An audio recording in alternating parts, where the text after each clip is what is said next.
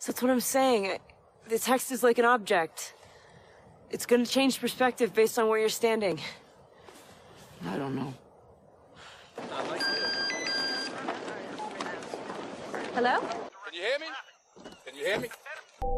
I missed you, baby sweet. It was a day. It was a day. Please tell me you're seeing this too. From Seattle, we're Drinking the Movies. I'm Taylor Baker. And I'm Michael Clausen. Oh, hey, Michael. Oh, hey. How you doing? Great. It's been a long time since I've seen you. It has. Seconds, even. Whew, you look good. Thanks. Haven't aged a second. No. What do we got on tap today? We are still drinking the same beer we drank last week. I think it's the North Bend IPA. Or you also thought it was the North West IPA? It's something like that. It's something like that. It tastes like both of those sound. It's very exactly crispy, right. Very piney. Sprucey, yeah. Sprucey, yes. Mm-hmm. Perfect. There's some pine needles in those barrels, I imagine. Yes, ground up. We're going to do some first impressions on some lead actor pieces, from what I can understand. We're going to start with the death, not the life, the death and life of John F. Donovan. What does that mean? From your favorite filmmaker? No, I don't know about that, but I am partial to Xavier Dolan for sure. From Xavier Dolan. So let's watch this trailer. Let's do it. This is about us, as a society, what we want, what we seek. I mean, what should an artist reveal of himself? And why does it matter to us? I feel like I've done everything wrong. What if I don't belong here? What if I've stolen someone else's place? The question is, how could you have stolen a place that was made just for you? All right, Michael, that is the death and life of John F. Donovan from Xavier Dolan, one of your directors that you enjoy. I do. What do you think of that trailer? I'm not super excited, to say the least. It is obviously hard to ignore the disastrous reviews it has received thus far. I can try and watch this as if I didn't know it was Xavier Dolan, and it does look like his usual kind of idiosyncrasies have been kind of buffed out. Like, this looks like a little bit more of a bland middle brow drama. I'm not sure I really see his voice here. Quite a cast, but yeah, I mean, how do you not be skeptical when it has the reviews that it does? I don't know. What do you think? Spoilers for the trailer. I think that we just watched a trailer about a possible pedophile, and that these reviews might be reviewing pedophilia, not the film. I don't think I'm going to like this movie, but it does have snapshots of character work that I think I'm going to have moments that I'm going to really enjoy watching of actors in this film, and I'm also going to have moments where I'm exhausted. I do not want to bully or be negative towards a child, but I really do not enjoy Jacob Tremblay's work since Room. Too. I really liked him in Room. I just haven't since. I agree. So that doesn't look right. It just doesn't look right for me, and I have a feeling that a lot of these screenings are happening contemporaneously with Finding Neverland, if I remember the name of it correctly, which is the Michael Jackson documentary retrospective on the pedophilia actions that may or may not have happened on the Neverland Ranch. So I do question whether or not these reviews are based on the artistic merit of Dolan's film, or if it is simply people signaling their virtue that they do not support pedophilia. You mean, you think that's in the story itself? Yes. In the trailer, we're hearing them talk about letters being exchanged with the little boy and him denying it on a late night television. Kathy Bates is exhausted. Natalie Portman is in tears, telling her son to never talk to this man again. I mean, it might not be pedophilic action, but it could be pedophilic intent. Got it. Yeah. It certainly looks like an emotionally exhausting film that might be poorly written with really good character work. Got it. Yeah, I won't lie. I was not even picking up on that. I thought it was like just this kid having admiration for the celebrity or something like that. Yeah, that is a very different beast. So that would certainly enhance one's negativity to it, and that could certainly contribute. That makes a lot of sense. But yeah, I mean, the style isn't really Xavier Dolan as I know him. The close-ups on the face felt like his tone to me. Yeah. Basically, the whole trailer is close-ups on these characters' faces, normally from an angle. For me, it's somewhere between that Natalie Portman film we just, Vox Lux, and his own tendency, to me. Yeah. What is it, Brady, Corbett, and Dolan? Somewhere between there. Yeah, like I think about one of my favorite shots in a Dolan movie was in Lawrence Anyways, where after a woman has described her affection for a man as something similar to what she feels when like a basket of warm laundry is dumped on her, and then later in the film, out of nowhere, after none of these kind of flourishes have happened, you see like clothes falling from the top of the frame. I don't see anything formally daring like that, which are usually my favorite aspects of a Dolan movie, occurring in this movie. So for me, I almost wonder if he was maybe a gun for hire in this movie. I don't know if he wrote the script or not. Maybe he did, but yeah, I'm skeptical, to say the least. I predict a swing and a miss. Yeah. Those reviews might be helping that prediction. Mm-hmm. Well, let's get to a film I'm much more excited for. Yes. Extremely Wicked, something, something, something, something, something, starring Zac Efron as Ted Bundy. Let's go. There are things you don't know. Hi, officer. I think I must be lost. That will shock you beyond your worst nightmare. I am innocent. You don't actually believe this garbage, do you? It's in all the papers, Ted. Ted! Monkey! Oh! I am pleased. Looking forward to it, yeah? Yes. It looks like a good movie. Think so? I really do think so. Yeah. It looks well-intentioned. Not that you can be well-intentioned with a serial killer as heinous as Ted Bundy, but it looks well-intentioned artistically. Like, everyone is really trying to do their best and all towards this cohesive vision, which is, today, out of our 4 first impressions, maybe the first time I've seen as much symmetry and cohesiveness towards one singular project. Yeah. I don't know that I have feelings one way or the other, to be honest. I'm kind of just unsure. I'm not sure. I'm having trouble picturing the tone of this trailer in the form of a feature about Ted Bundy, since it's sort of this rousing, fun frolic piece of marketing, right? Yeah. I don't know. It definitely does feel like a sales pitch for the movie with how sort of inviting that music is, you know? Which might be sort of an indication of like this being a movie about him as sort of a showman. Like you see him as you see his showmanship in the courtroom. Much like Jack building a house. Yes, definitely. I think I'm maybe just unsure. I don't know quite where it's going to land, and if it's going to opine it, you know, one way or the other, or if it's going to take glee in what his showmanship was all about. It certainly looks masochistic. Yeah. I'm unsure, to be honest. I'm kind of so on Zac Efron. I like him as a performer. I think he's very good as a performer. I did very much like him in Neighbors. Mm-hmm. That's probably my favorite performance from him. This is Lily Collins or Lily James? I get that Lily Collins. Lily Collins. Phil Collins' daughter. Is that right? Mm-hmm. No way. I'm not sure where else I've seen her, but I recognize her and I like her. She did a Netflix film where she suffered from an eating disorder last year. Yes. It was really good. I didn't see it, but she was also Cinderella. I probably almost watched that like 10 times to the bone. Oh, right? Yes.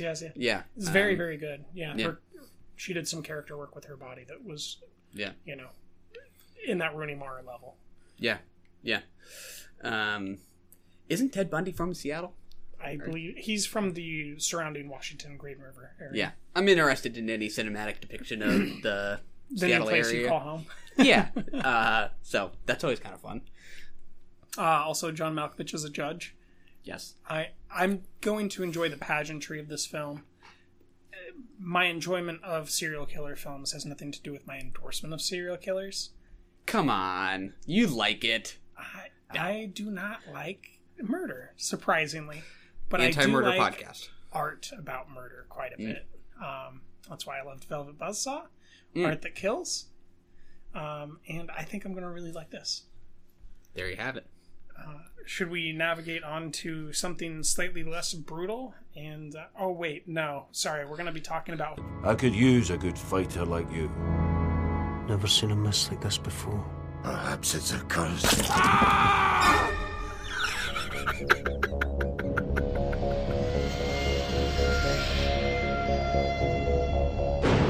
He's driven by hate. That's how he survives.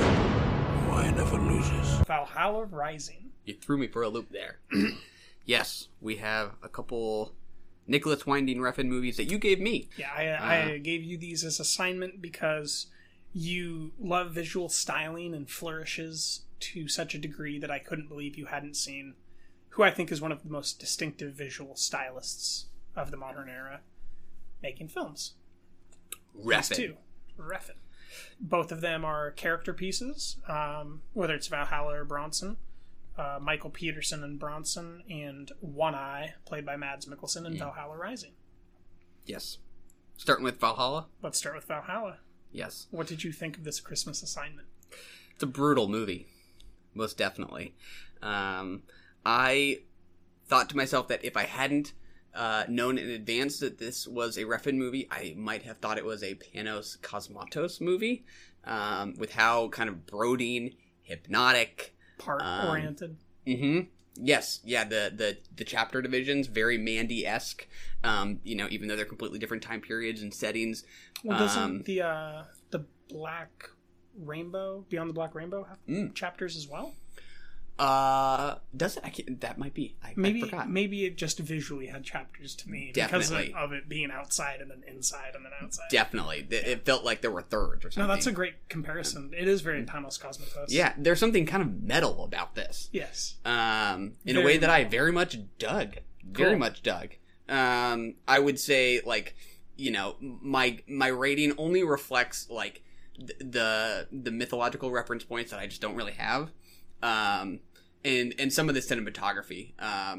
For me, the digital look it's okay. I just don't particularly love it. I think I've heard that he's colorblind, and that's why he likes the really high contrast stuff. Is because he doesn't see the middle colors. I'm like, well, that makes a lot of sense for Taylor. That makes a lot of sense to me now. Why I love his films. Yeah. Wow. Yeah, I never knew that. I didn't either. As a colorblind person, I support colorblind directors. Yes. Represent. It's a minority. Yeah. Minority film podcast, right? Yep. Colorblindness here. But yeah, I just have to throw those out there for why the rating is what it is. But otherwise, I just feel like the mood just kind of lulls you in. It just kind of has this entrancing kind of quality to it. That's kind of psychedelic in a way with those visions themselves, which are great. Whenever they do happen, they're kind of sudden. Did you know they were visions when they started? Or did it take them arriving at one of his visions for you to start putting that together? I think I did kind of know that he was seeing the future. I didn't know why or how or anything like that, but I'm like, okay, I think this is him knowing he's going to be in this pond and find the arrowhead and that kind of thing. Yep. But I will readily confess, I don't know that I had any understanding of what that might represent more symbolically, which you can most definitely help me with. Well, yeah, the blood in the river is, that can be religious any old way you want. That can be the blood in the Nile, or that can be the portention of a disastrous event. It's a very religious, symbological moment. Yeah. Because the blood does come into the water, and is it the second vision or the first vision?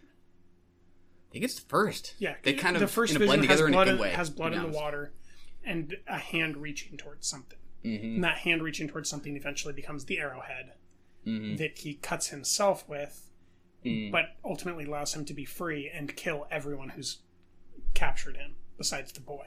Yeah. And the boy is the only one that never puts violence upon another, follows him throughout, and is a pagan. Yeah. Yeah, I mean, I like a lot of Refn's movies, but something about the pace of this one is just really sort of gripping, just because of how kind of deliberately slow it is. Brutally slow. Yeah, in a great way. Punctuated by brutal moments. Definitely. That really do cap off these sort of extended moments of just kind of hypnosis. I don't mean to use the same words over and over again, but it does feel like very much of a spell of a movie on me. To me, there's kind of two images that buttress the film, and it's the opening, well, not the opening, but during the opening, there's a fight scene in which he uses the rope from a pillar to wrap around a man's head, or neck, rather, and then he falls down to the ground and pulls to strangle him. Yeah. And so he's prone on the ground. The man is stuck standing, and a monolithic pillar attached to the man's chains is beside it. To me, that tells us the entire story we're about to see, and is punctuated at the end when he is, once again, prone on the ground, this time riddled with arrows. I like that. That's some nice symmetry right there. And also, the shots that Refn gets of those two images are some of the most stirring shots that he in the film and that he's ever gotten. Yeah, it definitely has more to do with like light and color that I maybe don't respond to as while very much liking how he puts things within the frame. I do think he has a pretty good eye for kind of composition in that sense. And Mads Mikkelsen, man, he's great. I mean, sometimes a great performance is the one that's just right for the movie. Like, someone might say he's not doing much, but I just feel sort of, I think he's kind of magnetic here. Yeah. I would say that even Gosling couldn't do as little as he's doing. Yes, I don't know why I hadn't thought of that. He's also quite quiet in his Refn movie. Yeah. Which, how does this stack up in your Refn preferences? I think Valhalla is probably... I need to rewatch Neon Demon, but I think that I'd probably put Neon Demon at the top. I think I would too, yeah. With Valhalla Rising second, and then Bronson, and then Drive, and then Pusher, and then the Pusher sequels. Yeah. And then I need to also rewatch Only God Forgives, because I have zero idea where that falls on me. I remember thinking the first half was badass as fuck, and then thinking the second half was boring, but also really, really metaphorically awesome because of all the stuff that he's messing with like the devouring mother and losing part of your body and gaining insight into other things for cost. So I need to revisit it with a clearer mind and a more contemporary mind of myself and see if I like it still or where it goes. Valhalla and Bronson, which we'll talk about, both super masculine movies. I mean, as a body of work, like, I do think the Neon Demon's kind of a nice interest in femininity. I would say Only God Forgives is one which I as haven't well. seen. Yeah, that most definitely could be. Key character is the mother in that. And I would also say Drive, although a masculine film, is completely hinged upon the female Carey Mulligan. Yeah, which is one I just haven't seen in quite a while. I don't remember quite as strongly. Last time I watched it, it was The Lobster of its day. And I there was too much bias around it for me to get a clear take on my appreciation. It's kind of like watching Fight Club at a frat. Oh, yeah. You can't get a clear taste of how much you like it. The room is convinced. Exactly. That is a fantastic analogy. It's very, very astute. But yeah, this it just had me hooked from beginning to end. The score, I don't know who did the score, but I think, again, that kind of Panos Cosmatos metal kind of thing going on. Yep. That's just a really kind of assured sense of mood. That's some sort of a subtle, shiny sound. Yeah. It just kind of has a musical quality to it for me. Did you have a favorite part? The visions themselves. God, that sounds like such a cop-out. Like, of course the visions are cool, but I don't know why. They're always just sort of unexpected enough that I'm always like, yeah. Let's do this. Rocks, for sure. These rock visions, they're going to be dope. what the fuck? All the Native Americans just brutally murdered him. Yes. Yes. The end. Credits. It's just trippy. It's just striking. It's just one of those aesthetic things that just gets you. Yeah, it's hard to kind of talk about, but I think that's the sign of good direction, is that the feeling is just there. I do think some of those images when the boat is sideways after a man is shot in the shoulder and they get out in the middle of the mud. If you were to pause it and just look at the image, I do think that those are just stunning images. Yeah. Which aren't his typical over stylized images. It's just like this set piece with this nature around it and these men trying to crawl through mud to survive with all this armor and this weaponry is just fascinating to look at. Yeah. And then the Christians go on and continue to accuse Mads of murdering all of them when he's not killing any of them. He's just finding their weapons and stuff and bringing them back, and they're slowly tearing each other apart. It is it has a lot of depth in world history and religious history, least of which is the Eye of Horus is loosely in the scar of One Eye, Mads Mikkelsen's character, which is an Egyptian ode, which Egypt is famously where the Abrahamic traditions come about from, whether we're talking Muslim or Jewish or Christian. You can slowly see this westward expansion happen through this film and the blood cost of this expansion. The makeup, like, it isn't some big showy makeup job, but he does just look just intimidating and menacing. It's just a captivating look of that one eye. It's simple, but it's effective. I don't think he does this in all his films. In fact, I'm certain he doesn't. But the close-up on the face with the background slightly in focus, not blurred like a lot of directors like to do, but slightly in focus. I really like that style. It feels to me like a legitimate comic book style. Like, when I was watching this, I was like, I really want him to do a comic book movie. Not like a typical DC Marvel, but like a hard R comic book movie. Yeah. Where there's only dead people in the wake of this character.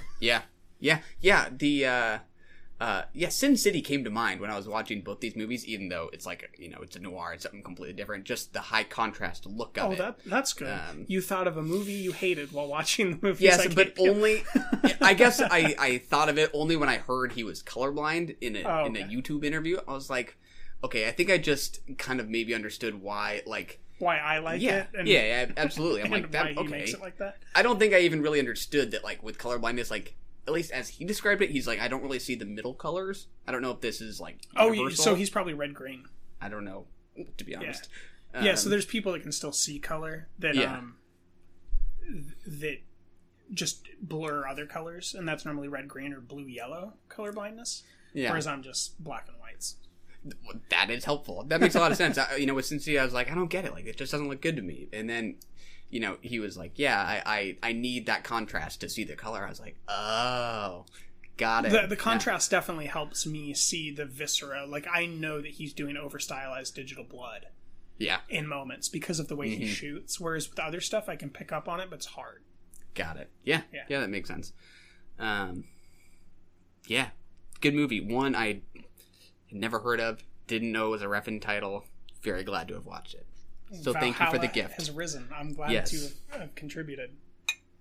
Let's get on to another Refn, Bronson. They don't understand. You'll never understand. You're no more mad than I am. And that scares them.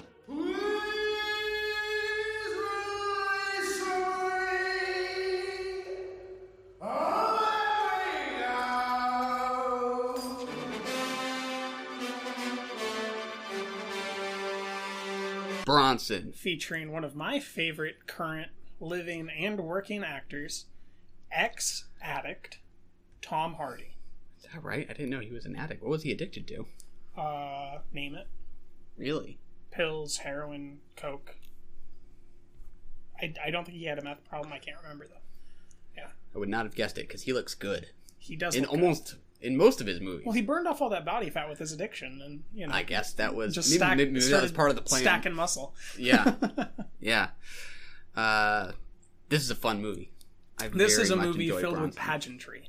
Yes, most definitely. And I was hoping you would respond well to the pageantry of Tom Hardy's face being stylized to look like the gal from Popeye on one side and look like a hardened criminal on the other.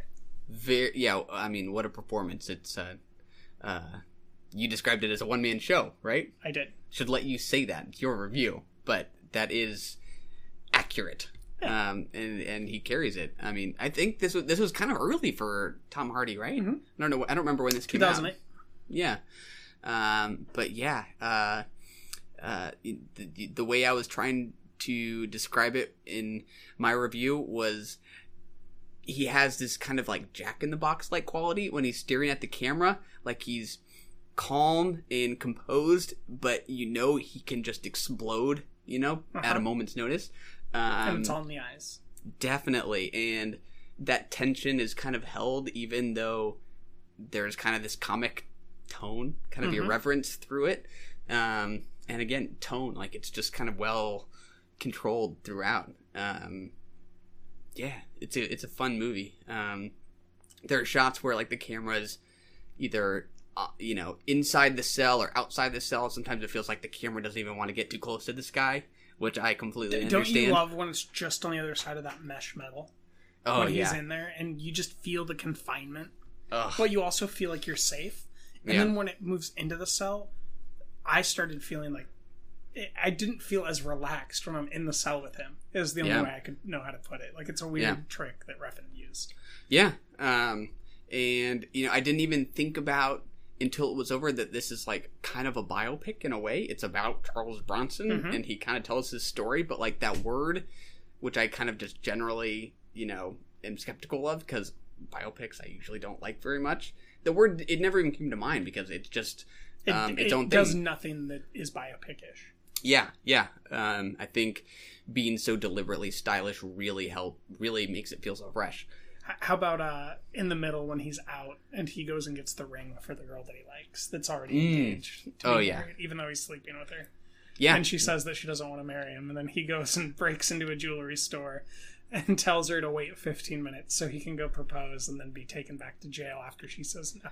Yeah. It's great stuff. I mean, yeah, and I knew nothing about Charles Bronson going into it. Michael Pennington.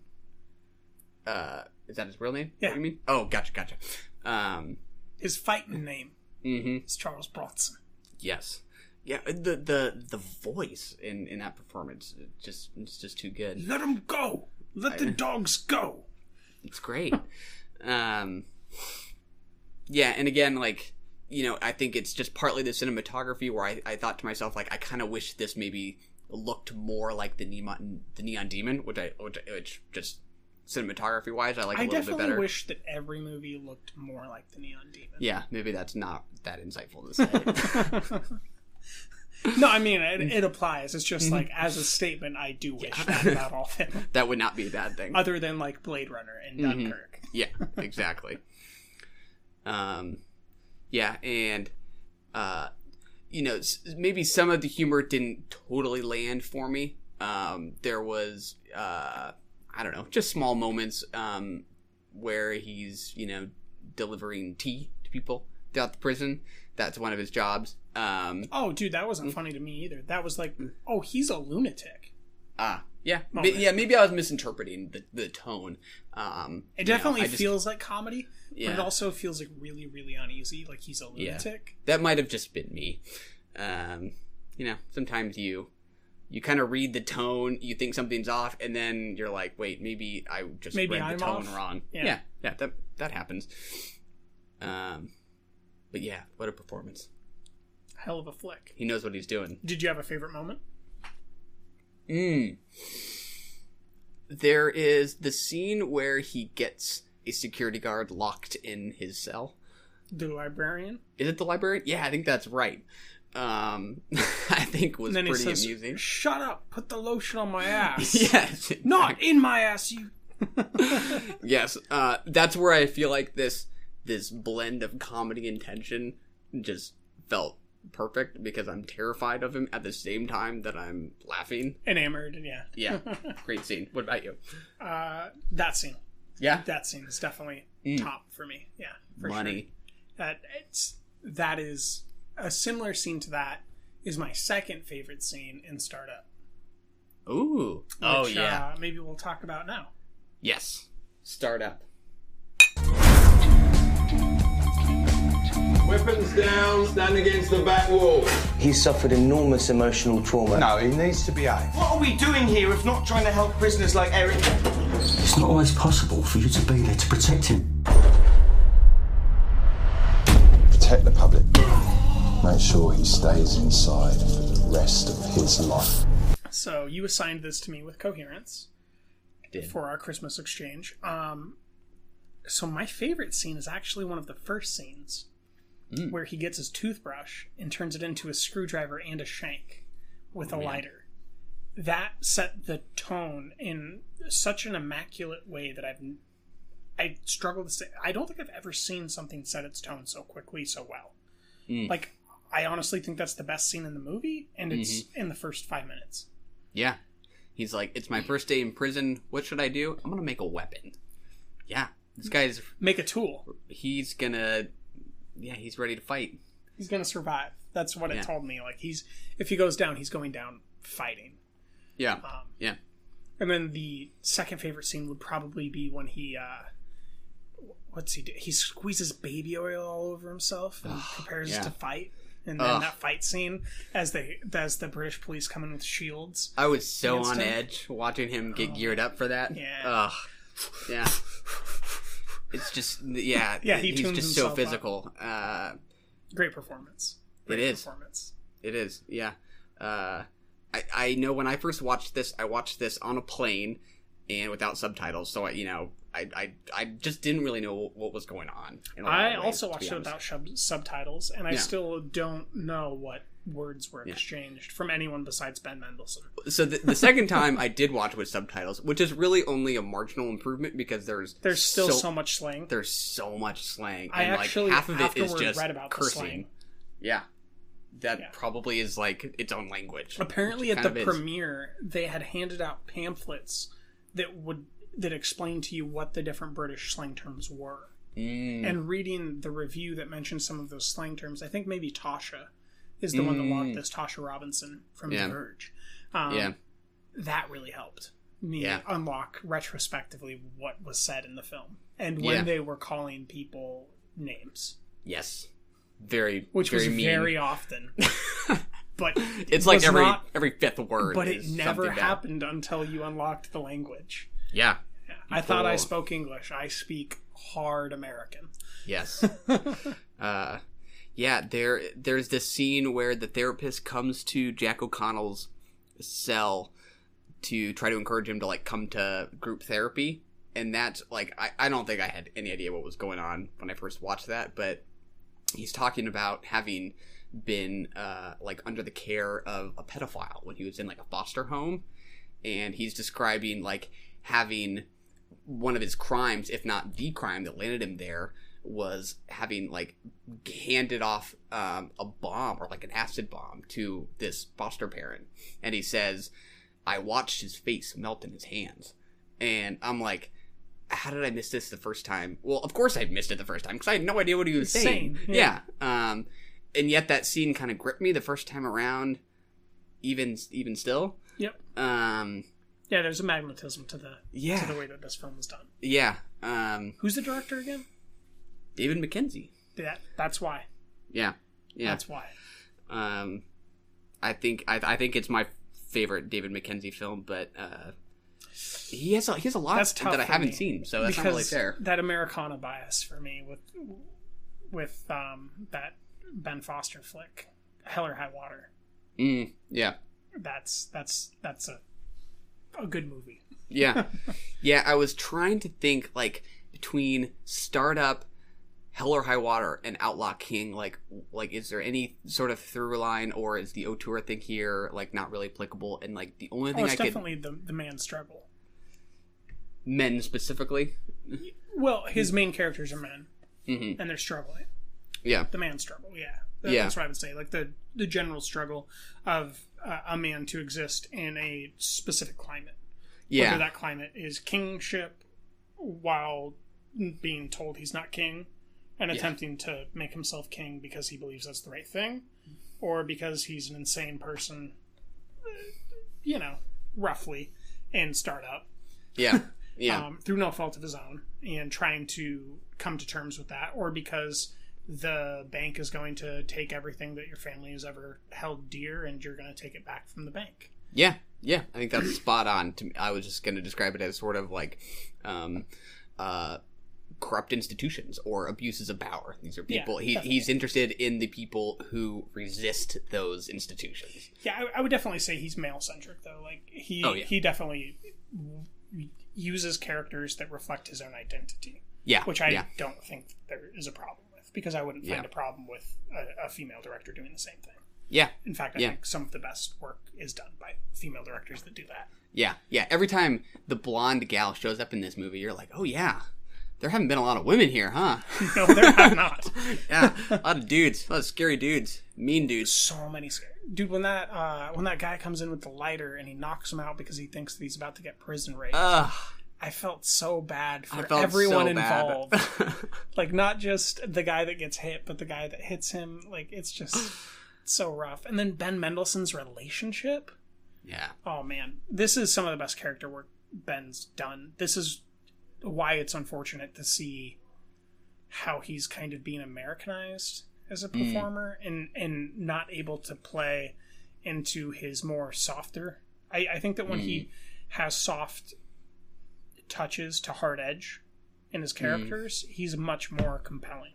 Yeah, yeah, yeah. It's a fascinating father-son drama. It is. I think that relationship is just super interesting. How Ben Mendelsohn's character is kind of possessive and is weary of him making his own relationships in the prison. At the same time that he doesn't really want to be, like, I don't know, overly involved. He wants him to get out. I think it's really rich, and that's. But he also doesn't want him to move up the hierarchy without going through him. Exactly. Yeah, yeah. He wants to be in control of this kid's destiny. Mm-hmm. And there's something really universal about when he busts in the group therapy session, and then Eric's walking back to his cell, and he goes, "God, you're so embarrassing! Like, get out of here!" It's like, yeah, you know, that sounds like Elsie Fisher in 8th grade. Like, you're so embarrassing. Yeah. Yeah, I think it's a good movie. It is a good movie. That is the. I gave that one a 4.5. I gave Coherence a 3.5. Yeah. And then Valhalla is a 4 for me. Bronson's 3.5, if I remember correctly. Boom. Where are you at on him? Coherence, I gave a 4. Valhalla 3.5. Bronson 3.5. Startup 4.5. All good flicks. Pretty close. Pretty dang close. Most definitely. All positives. Now we're going to get to 2 episodes of HBO's 3rd season of True Detective, starring Mahershala Ali. You look like you haven't slept in a couple days. I never stop coming up with theories about that case. My job. There's no certainty. What you don't remember, you don't know you don't remember. What? What you don't remember. Oh, sweetheart. Did you think you could just go on and never once have to look back? Would you like to begin? I sure am going to have to, it looks like. So, I am a huge fan of Season 1, like most of everyone that ever saw Season 1. I even liked Season 2, as much as everyone else protested it. I thought that it was a good piece of detective... I'm just going to call it cinema, even though it's not cinema. I think it was detective cinema, just in a long form. This is not good. It's not bad, like in the way that bad things are just overall bad. Mm-hmm. Neither is it good in the way that good things are overall good or soaring or great or just like the fact that there's moments where Stephen Dorff acts so good that it throws me off. Kind kind of tells you what I think about the show. And I think that Jeremy Saulnier's direction in these first 2 episodes was great. Yeah. Shoot, I can't remember her name, but the future, why it depends on how we go into the timeline of this. The eventual wife of Mahershala Ali's character is amazing. I can't remember her name at the moment. Carmen Ejogo. Carmen Ejogo, yes. Yeah. Is amazing. She's so good. In some of those single frames, I want to have framed on my wall when Mahershala Ali and Stephen Dorff are standing in the field on either side of the car looking into the dusky backlit sky. Yeah. But it's also boring. Yeah. Do you remember when we watched the trailer for this and I said that I think it's going to be about a pedophile ring? Oh, yeah, I'd forgotten about that. And then that line started up in episode 2.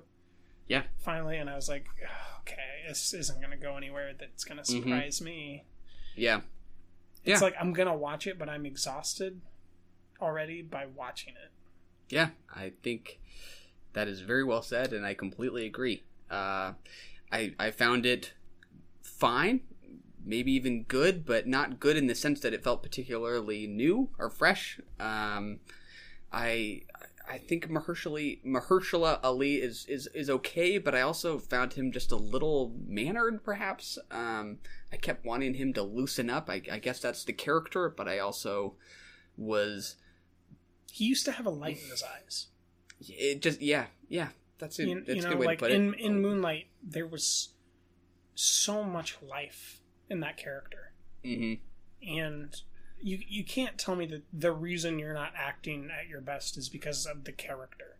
Yeah. That doesn't really work, because you can always make a choice that, might undermine the writer but end up being better for the picture. So it doesn't really make sense to me that he's not doing some of what I would attribute his best attributes to be, which is that eye work. Mm-hmm. He didn't do it in Green Book. He does it for a moment in Alita Battle Angel. And I haven't seen him do it yet in these first 2 episodes, both directed by Jeremy Saulnier. Yeah. I just wish that there was something a little more distinctive about it. Like if I was telling someone why this was a must-see, I couldn't tell you something really specific that I haven't seen elsewhere. It would have to be one of the performers, because everything else is so general, except for some of those single moments of cinematography that are gorgeous. Yeah. But that are outdone by Hold the Dark. Yeah, definitely. I mean, I think these feel very well directed. I don't know that I feel the Saulnier kind of stamp, like his specific... I definitely don't. Yeah. Yeah. I mean, he definitely has it under control, right? Like the tone is smooth. Everyone's kind of on the same page, but it just doesn't feel like something that's entirely of its own. It just feels like any other kind of Brody noir. It's because I think that Saulnier needs moments of percolation at the very least. Like, he needs things to start heating up in order to really exercise his formal ability of that camera. Like, when I think about his camera work in Green Room and some of those crazy pan movements that go from one side of the door to the other when Anton Yelchin's getting his arm ripped off. Ugh, yeah. Or broken or sawed, whatever. Or Hold the Dark with how creepy that stuff gets. Yeah. He's not in control of the pace of this. Mm-hmm. And so the biggest flourishes we get are when he just gets to insert kind of overall still shots from far away that incorporate nature into this thing. Yeah. And those are amazing. Otherwise, it's like, what's the next best thing? Scoot McNairy's acting? Probably. Yeah, he's good. Like, he's the only character I can tell you that lives in this world.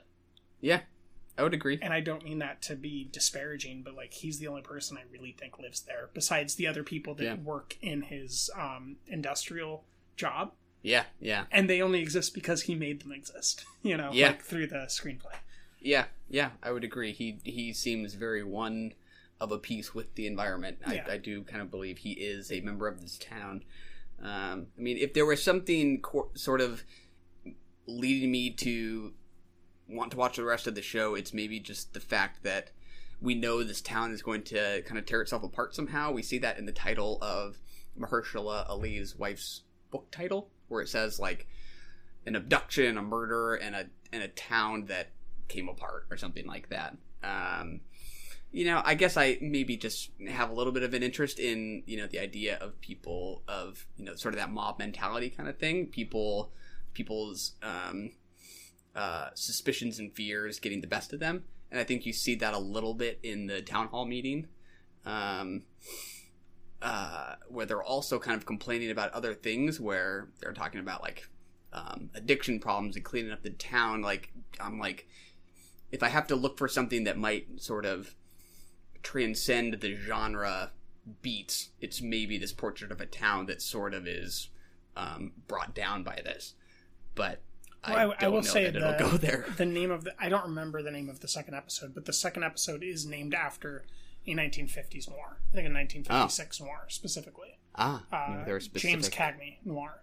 Mm. I don't remember the name, but I did enough research to remember all that. Yeah. And I read the synopsis of it, and basically none of what happens in the synopsis happened in that episode.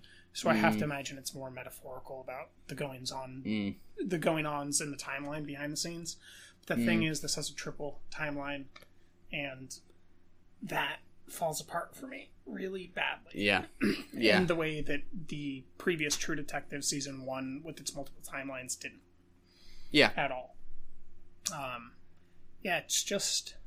It seems like a desperate grasp by Nick Pizzolatto to salvage his series by doing what he thinks people wanted rather than what he wants to do. And I don't mean that to be disparaging. I just mean that as in, like, I felt like True Detective Season 2 came from a coherent place, was really well performed and acted, and people just weren't responsive to it.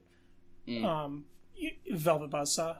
I think that Dan Gilroy did exactly what Dan wanted to do, and most people aren't responsive to it, but no one's going to say he didn't do what he wanted to do, and that it's the best version of what he wanted to do. Yep.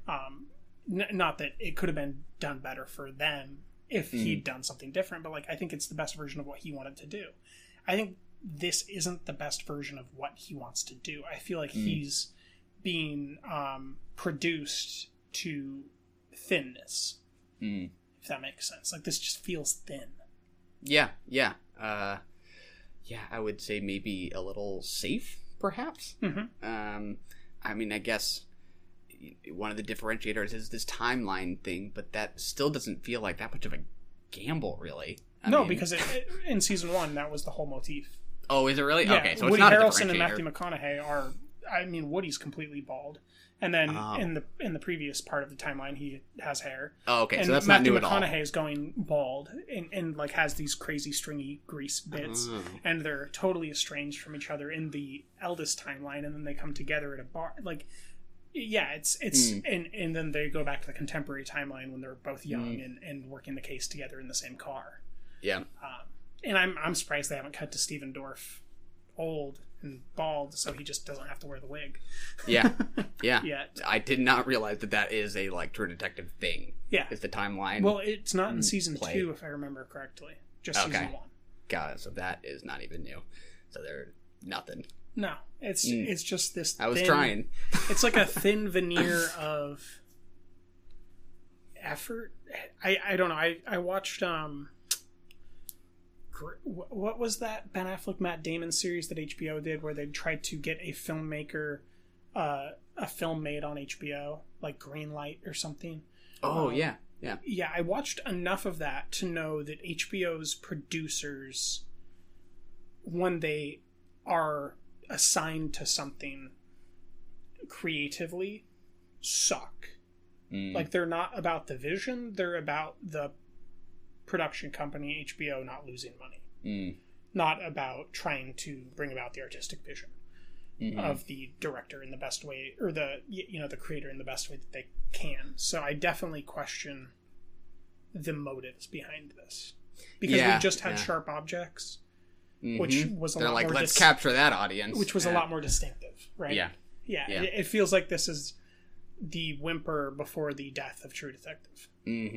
I do not expect the season 4, and we were originally going to do this whole do every single episode on the podcast and say who we think did it every week, like we did with Sharp Objects, which was actually really fun, even though it wasn't a favorite for either of us. I don't think it was in either of our top 30s. We still really liked it. Yeah.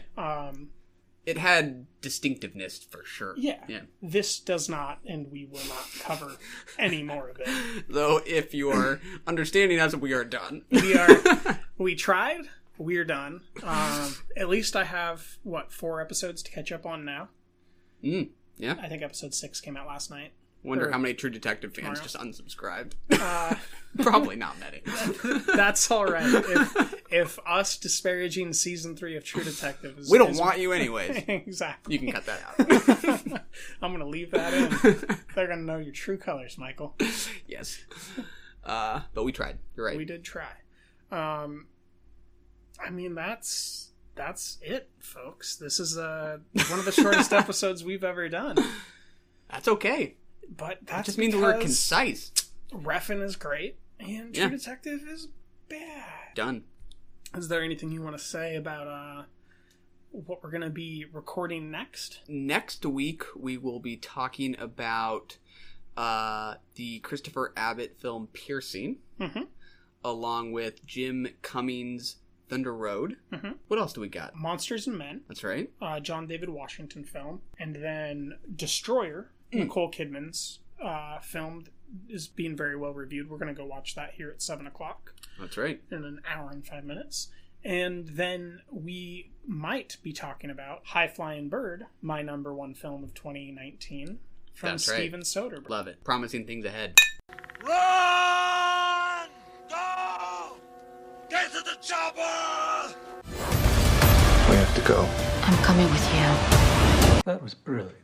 You're the best and we love you! Gucci.